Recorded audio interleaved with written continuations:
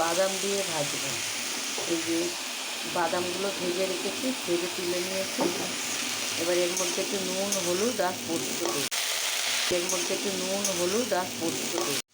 পরিমাণ মতো নুন দিলাম, হলুদ দিলাম, 1 চামচের মতন একটু পোস্ত দিয়ে দিলাম, 1 চামচ চিনি দিলাম। এতেই নরম নরম শাক, আর যা জল বেরায় এতে এমনিতেই গলে যায়। বেশি কোচাতে আমার মনে লাগে না, একটু কোচালে দেখলে ভালো লাগে।